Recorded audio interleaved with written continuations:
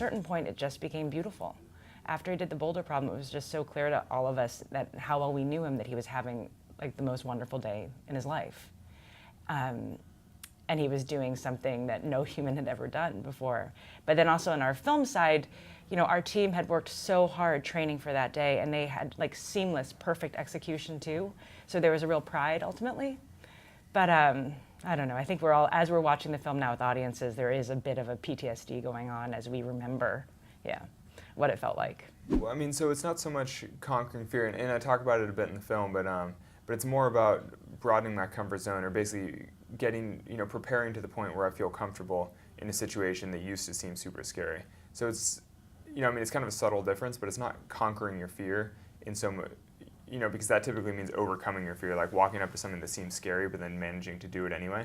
And so in my case, you know, and the film chronicles the 2 years of preparation that it took for me to walk up to the wall and actually feel totally comfortable, you know, for it to not be scary anymore. Well, no, I mean, that's kind of my point, is that I'm still afraid of falling and dying, but I prepared on the wall to the point where I just knew that I wouldn't fall off. So it just wasn't really that scary because, you know, I felt 100% confident that I could do the climb without falling off. I think the technical challenges were certainly getting an entire crew inside of Alex's van to shoot the verite moments.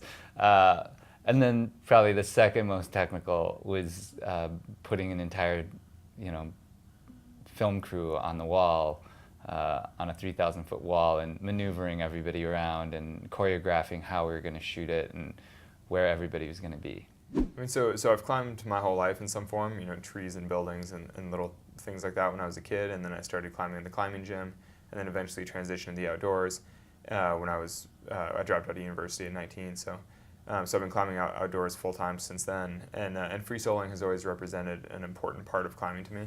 So you know, sort of something that I do on the side. I mean, I mostly climb with partners and ropes, and you know, climb with my friends. But then free soloing has always sort of been this extra, you know, sort of peak experience, like this, something that I do on the side that's a very significant part of climbing to me. Yeah, everybody asks. It's hard to say. I mean, right now we're just touring with the film and sort of enjoying sharing the story.